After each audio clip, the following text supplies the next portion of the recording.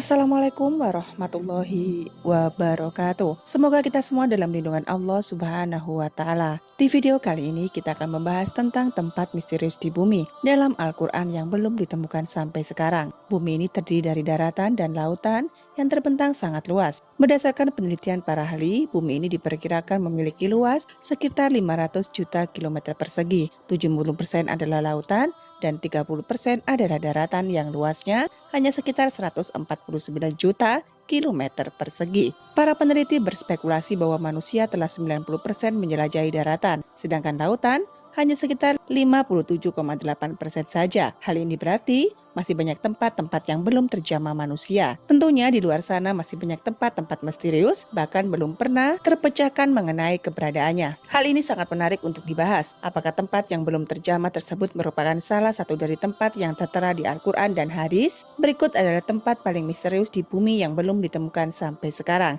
Yang pertama, tempat persembunyian Dajjal. Dalam Al-Quran dan hadis, disebutkan bahwa munculnya Dajjal merupakan salah satu tanda datangnya kiamat besar. Dunia diambang kehancuran jika Dajjal telah muncul. Dajjal dipenjara oleh Allah di suatu tempat misterius dan dijaga oleh seekor hewan yang bisa berbicara bernama Al-Jazazah. Namun, perihal lokasi tepatnya, Rasulullah tidak menjelaskannya secara rinci. Rasulullah hanya menunjukkan arah tempat Dajjal keluar, yaitu dari perkampungan Yahudi Asbaha, dan bersamanya 70.000 orang Yahudi. Dari Anas radhiyallahu anhu, Dajjal akan keluar dari bumi dari arah timur yang dinamakan dengan Khurasan. Artinya, secara pasti diketahui bahwasanya tempat munculnya adalah dari sebelah timur dan tak jauh dari daerah yang bernama Khurasan. Khurasan adalah suatu wilayah yang luas meliputi Iran, Afghanistan, Tajikistan, Turkmenistan, Kazakhstan, dan Uzbekistan. Sedangkan pulau tempat Dajjal dikurung mungkin tidak jauh dari wilayah itu. Banyak tersebar kabar bahwa Dajjal dikurung di salah satu pulau di Yaman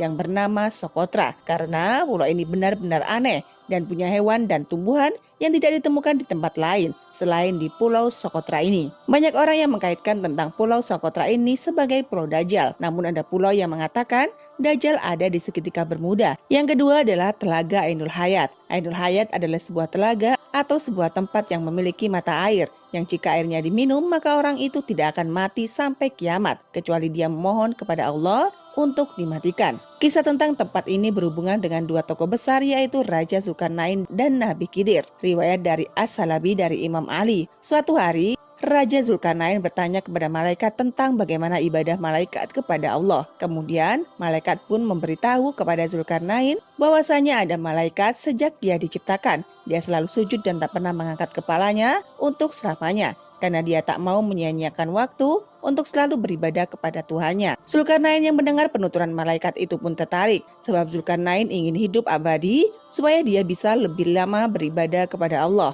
Lalu dicarilah telaga itu oleh Zulkarnain dan juga Khidir beserta pasukan kerajaannya. Kemudian mereka menemukannya di tempat terbitnya matahari. Tempat itu digambarkan sebuah tempat yang gelap, namun bukan seperti gelap malam hari, tapi gelap karena ada semacam asap atau kabut tebal. Singkat cerita, yang meminum air dari telaga itu hanyalah Nabi Khidir, sementara Zulkarnain tidak meminumnya. Makanya ada khilaf dari para ulama. Ada yang mengatakan bahwasanya Nabi Khidir masih hidup sampai hari ini, tapi ada juga yang mengatakan Nabi Khidir sudah wafat. Kemudian pada abad ke-14 ada seorang penjelajah yang bernama Juan Ponce de Leon yang diutus oleh seorang raja bernama Raja Ferdinand. Ia ditugaskan memimpin ekspedisi pencarian mata air keabadian, atau dalam Islam disebut Ainul Hayat. Tapi sampai akhir hayatnya, Ponce de Leon tidak menemukannya. Dia tewas karena dipanah oleh suku pedalaman dari India. Dengan demikian, keberadaan telaga Ainul Hayat masih menjadi misterius. Lalu yang ketiga ada tembok besi Zulkarnain. Tembok ini tertera dalam Al-Quran surah Al-Kahfi dan beberapa hadis sahih. Singkatnya, tembok besi yang dibuat oleh Raja Zulkarnain ini berfungsi untuk mengurung dua kabilah perusak, yaitu Ya'juj dan Ma'juj. Tembok ini akan runtuh ketika dunia diambang kiamat dan kaum di dalamnya akan melakukan pengerusakan di seluruh dunia. Jumlah kaum ini sangat banyak. Diriwayatkan jika ada satu manusia berarti jumlah Ya'juj dan Ma'jujnya ada 999. Menurut survei pada tahun 2021, penduduk bumi ada 7,88 miliar. Artinya, jumlah Ya'juj dan Ma'jujnya adalah 788 miliar dikali dengan 999. pastinya itu jumlah yang luar biasa banyak. Logikanya, tempat Ya'juj dan Ma'juj harus luas sekali untuk menampung jumlahnya yang sangat banyak. Mustahil tempatnya hanya berada di sebuah pulau, minimal dibutuhkan sebuah benua yang luas. Jawaban yang masuk akal adalah tembok Zulkarnain bisa saja berada di dimensi lain, atau memang sengaja Allah tutupi atau dibedakan dengan dunia manusia. Lalu yang keempat ada Gunung Qaf. Gunung ini pernah disabdakan oleh Rasulullah ketika sahabat beliau bernama Abdullah bin Salam tengah bertanya kepadanya, "Ya Rasulullah, dengan apa bumi ini bisa tenang?"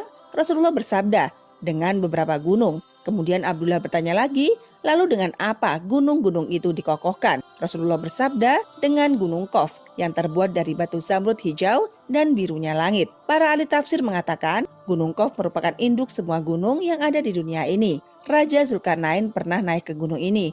Mengenai letaknya, ada di antara Yordania dan Arab Saudi. Namun ada juga pendapat lain yang mengatakan letaknya ada di daerah Yaman. Selain itu, ada yang menyebutkan Gunung Qaf berada di suatu daerah sebelum Persia, dekat tembok Ya'juj dan Ma'juj. Gunung Qaf dihuni oleh waliullah yang berjumlah 70 orang karena menjauhkan diri dari duniawi. Di sisi lain ada pula yang mengatakan bahwa dekat Gunung Goib ini ada sebuah pulau yang bernama Al-Hadar, yaitu tempat bertemunya arus sungai dengan laut. Pulau itu dihuni oleh sosok hamba Allah yang soleh, yaitu Nabi Khidir. Mengenai lokasi persisnya, sampai saat ini masih menjadi misteri yang belum terpecahkan. Lalu yang kelima ada Istana Nabi Sulaiman. Kemegahan Istana Nabi Sulaiman tertera dalam Al-Quran. Menurut beberapa ahli sejarah, Istana megah Sulaiman dibangun oleh manusia dan jin. Oleh sebab itu, Istana Nabi Sulaiman ini sangat istimewa dan tidak bisa dibandingkan dengan bangunan modern seperti sekarang. Istana Nabi Sulaiman disebut dengan Kuil Sulaiman. Hal ini sesuai dengan literatur Yahudi